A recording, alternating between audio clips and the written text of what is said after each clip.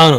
So 38 ఏళ్ళప్పుడు ఒక చిన్న శాసనసభ్యుడిగా విజయవాడ నగరంలో ఎన్నికయ్యి ప్రజల రాష్ట్ర వ్యాప్తంగా అభిమానులు చూరుకొని, మీరు రాయలసీమ కోస్తాంధ్ర అనుకుంటున్నారు అందరూ, ఉత్తరాంధ్ర దగ్గర నుంచి కోస్తాంధ్ర రాయలసీమలో ఆయన విగ్రహాలు ఎక్కడెక్కడ కనిపిస్తా ఉంటాయి. ఆయన చేసింది 3 సంవత్సరాల కాలం మాత్రమే ఎమ్మెల్యే. అవును. సో ఎంతగా అంటే పెద్ద పదవి చేపట్టకపోయినా ఆయన దగ్గరికి వెళ్ళిన పేద బడుగు బలహీన వర్గాల వాళ్ళకి న్యాయం చేస్తారు. ఆయన ప్రాణాలను కూడా లెక్క చేయరు. వాళ్ళ ప్రాణాలని, ఆయన ప్రాణాన్ని ఇచ్చే విధంగా ఎదుటివాడు ఎంత పెద్దవాడైనా సరే, ఎంత పెద్ద కులస్తుడైనా లేకపోతే ఆఫీసర్ అయినా, అక్కడ అన్యాయం జరిగిందంటే నేను వాళ్ళ న్యాయం చేసేందుకు, వాళ్ళకి న్యాయం అందించేందుకు ఎంతవరకైనా పోరాడతాను అని ఆయన చాటి చెప్పారు. కాబట్టి ఈ రోజుకి కూడా ఆ జనరేషనే కాదు, ఈ జనరేషన్ లో కూడా వంగవీటి మోహన్ రంగా గారి పేరు చెప్పుకొని అనేక మంది రాజకీయ నాయకులు మంత్రులు అయ్యారు.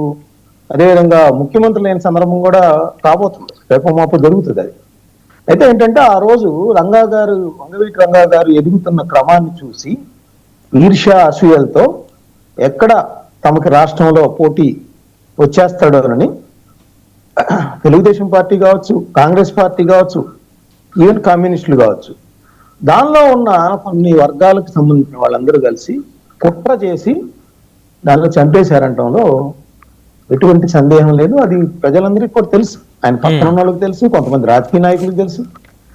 ఈవెన్ రాజశేఖర రెడ్డి గారు కూడా ఆయన చనిపోయిన తర్వాత ఆయన ప్రసంగం చూస్తే ఆయనకు కూడా తెలుసు ఆ విషయం.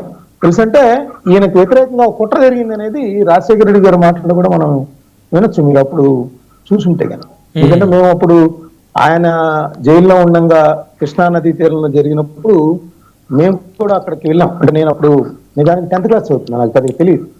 కానీ ఆ 10th క్లాస్ చదువుతున్నప్పుడు మా ఇంటి దగ్గర అందరూ కలిసి బస్సులు లారీలు అయి పెడితే మేము కూడా వెళ్ళాం. అప్పుడు ఆయన ముద్రగడ పద్మనాభం గారి స్పీచ్ అప్పుడు హైలైట్ అనమాట. ముద్రగడ పద్మనాభం గారు అప్పటి వరకు పెద్దగా ఎవరికి తెలియదు.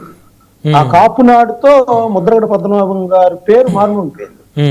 ఎందుకంటే రంగా గారికి సంబంధించి ఆయన జైల్లో ఉండగా జరిపింది అయితే ఆయన వ్యతిరేకంగా కుట్ర జరుగుతుందని తెలిసి ఆయన నాయకుడికి ఎదిగడింది అప్పటికి. సో ఆ దిష్ట ఏంటో తెలియదు, కానీ ఆ కాపునాడికి వచ్చిన లక్షలాది మంది జనంతోనే నిజానికి ఆయన హత్యకి కుట్ర జరిగిందని అంటున్నారు. ఎందుకంటే ఆయన ఎదిగిన క్రమం ఇంత ఒక్క పిలిపిస్తే జైల్లో ఉండే ఇలా ఉన్నాడంటే రేపొద్దున నిజంగా మనకి ఈ కోస్తాంధ్ర కావచ్చు, కొంతమంది ఎమ్మెల్యే సీట్లు డిమాండ్ చేసే స్థాయికి ఇతను ఎదుగుతాడు అనేది ఎప్పుడైతే అనుకున్నారో, సో ఆయన మట్టు పెట్టడానికి అప్పటి పోలీసులో ఉన్న కొంతమంది కూడా దానికి సహకరించారనేది బహిరంగ రహస్యం. సో నిజానికి ఒక శాసనసభ్యుడు పేద ప్రజల కోసం, వాళ్ళ ఇళ్ల పట్టాల కోసం ఆమర నిరాహార దీక్ష చేస్తున్నాగా చంపేయటం చూడండి. అవును, ఆమర నిరాహార దీక్షలో ఉన్నారు ఆయన. ఆమర నిరాహార దీక్ష చేస్తున్నాడు ఆయన.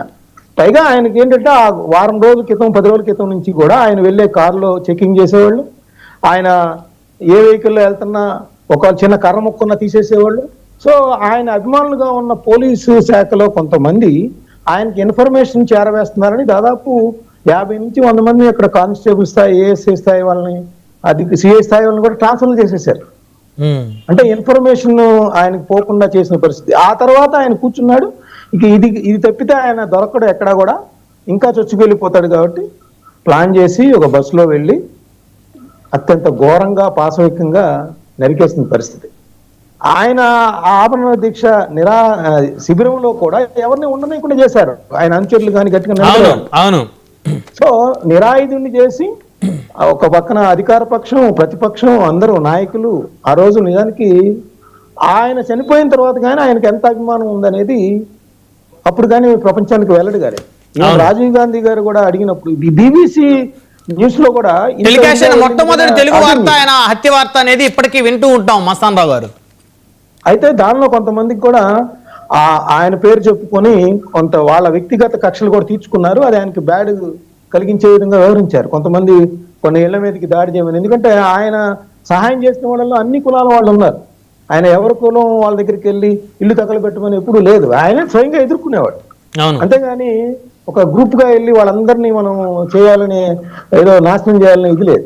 సో ఏమైనప్పటికీ కూడా సరే, ఇప్పుడు మనం చూసినట్లయితే ఈ కాపులకి రాజ్యాధికారం దక్కలేదు అనేది గత కొంతకాలంగా ఉంది. అది రాజకీయ నినాదంగా మారింది. ఇప్పుడు వాళ్ళందరూ కూడా అవును. ఒక మాకు కూడా అధికారం కావాలి, మేము కూడా ముఖ్యమంత్రి అయి తీరాలనే ఒక కాంక్ష అయితే బలంగా వినిపిస్తా ఉంది. దాసనారాయణరావు గారు ఉన్నప్పుడు కూడా కొంత అక్కడ హైదరాబాద్ లో కానీ అట్లా కొన్ని సమావేశాలు జరిగాయి పార్టీలకు అతీతంగా.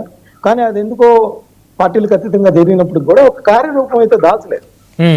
దానికి అనేక కారణాలు ఉండుండొచ్చు. కానీ ఇప్పుడు ఏంటంటే, ఇప్పుడు మనకి 2014 నుంచి 2024 ఎన్నికల్లో చూస్తే పోలరైజేషన్ జరుగుతూ ఉంది. ఎవరైతే కాపులు సపోర్ట్ చేస్తారో ఆ పార్టీనే అధికారంలోకి వచ్చేలాగా, ఉభయ గోదావరి జిల్లాలో ఎవరైతే అత్యధిక సీట్లు సాధిస్తారో వాళ్ళే ఇక్కడ రాజ్యాన్ని వెళ్తారు, ఆంధ్రప్రదేశ్ని వెళ్తారనే ఒక నానుడిని నిజం చేసింది. సో ఇప్పుడు ఏంటంటే, ఈ నేపథ్యంలో ఇటీవల కాలంలో అప్పుడు ప్రజారాజ్యం అప్పుడు కూడా కొంత అది అన్ని పార్టీలకి సంబంధించింది, బీసీలకు సంబంధించి అయినప్పటికీ కూడా ఆ కాపులందరూ కూడా చిరంజీవి గారిని కూడా ఓన్ చేసుకున్న పరిస్థితి. సో అది కొంత ఫెయిల్ అయిపోయింది. ఈ రోజు ఏంటంటే మళ్ళీ పవన్ కళ్యాణ్ గారి రూపంలో, ఆయన అన్ని పార్టీలు చెందిన వ్యక్తి అయినా కూడా ఇప్పుడు జగన్మోహన్ రెడ్డి గారికి ఏ విధంగా అయితే రెడ్డి సామాజిక వర్గం ఉంటుందో, చంద్రబాబు నాయుడు గారికి ఎలా అయితే కమ్మ సామాజిక వర్గం అండగా ఉంటుందో, అదే విధంగా ఈ రోజు పవన్ కళ్యాణ్ గారికి కూడా ఇంకా అన్ని కులాల్లో ఉన్నప్పటికీ కూడా కాపులు కూడా మేజర్ గా సపోర్ట్ చేస్తున్నారు అనేది. ఇప్పుడు ఏంటంటే ఆ పార్టీలు ఏదైతే బలంగా ఇన్నాళ్ళు వెళ్తా ఉన్నాయో ఆ పార్టీల్లో ఈ పవన్ కళ్యాణ్ బలమైన వ్యక్తిగా ఉన్నాడు కాబట్టి వాళ్ళ కులంలో చీలిక తేవటం ద్వారా కొంత వీళ్ళని డిస్టర్బ్ చేయొచ్చు, మళ్ళీ ఆ అధికారానికి చేరువు కాకుండా చేయొచ్చు అనే ఒక ఇదైతే కనపడతా ఉందనేది ఇక్కడ స్పష్టం. రైట్, కీలకమైన అంశంలోకి వద్దాం. ఇంకా మస్తాన్ రావు గారు, జగన్మోహన్ రెడ్డి గారు ఇప్పుడు ఆయన వర్ధంతి కార్యక్రమానికి నివాళులు అర్పించడం, ఆయన ట్వీట్ చేయటం మనం ఏ విధంగా చూడాలి? వంగవీటి రాధా గారు, రంగా గారి కుమారుడు పార్టీ నుంచి బయటికి వెళ్ళిన తర్వాత ఏ రోజు ఆయన చిత్రపటానికి దండ కూడా వేయనటువంటి వ్యక్తి ఈ రోజు ఏంటి అంటే ఖచ్చితంగా అండి ఇది ఒక మార్పుకి సంకేతం అనాలా, లేకపోతే ఆయన అధికారానికి దూరం అయ్యారు కాబట్టి తిరిగి కాపుల్ని దగ్గర చేసుకోవడం ద్వారా, ఎందుకంటే ఆయన నా ఎస్సీ, నా బీసీ, నా మైనారిటీ, నా ఎస్టీ అనే నినాదంలో ఎక్కడ నా కాపు అనేది లేదు. అయితే ఇప్పుడు కాపుల్ని కూడా ఆయన దగ్గరికి తీసుకునే ప్రయత్నంలో భాగంగానే ఈ రోజు ఆయన వైఖరిలో మార్పు వచ్చిందని ఆయన ట్వీట్ ద్వారా మనకు అర్థమవుతాం. దానిలో గతంలో జరిగిన డిబేట్ లో కూడా చెప్పారు, ఎప్పుడైనా అంతకు ముందు రాధా గారు ఉన్నప్పుడు ఆయన దండ వేసేవాళ్ళు, నివాళులు అర్పించేవాళ్ళు, కానీ ఆయన వెళ్ళిపోయిన తర్వాత అయితే ఇదే నాకు తెలిసి అయితే ఇదే ఫస్ట్ టైం అనమాట ఆయన ట్వీట్. అంటే ఇప్పుడు ఒకటి మస్తాన్ గారు మీరు ఒక మాట అన్నారు, కాపుల ఓట్ల కోసం అనేటువంటి పదం వాడారు. ఇప్పుడు మీరు అంటే ఓటు బ్యాంకుగా ఆయన చూస్తున్నారా? నిజంగా ఆయన మీద ఒక గౌరవం, అభిమానం ఉంటే జగన్మోహన్ రెడ్డి గారు ఆయన ముఖ్యమంత్రిగా ఉన్నప్పుడు ఎందుకు ఆయనకు సంబంధించిన కార్యక్రమాలు ఎందుకు చేయలేదు? ఈ రోజు ఎందుకు చేస్తా ఉన్నారు? ఈ రోజు నమ్మే పరిస్థితి ఉందా ఆ వర్గం కానీ ఆయన అభిమానులు కానీ? అంటే నమ్ముతారో లేదో తెలియదు.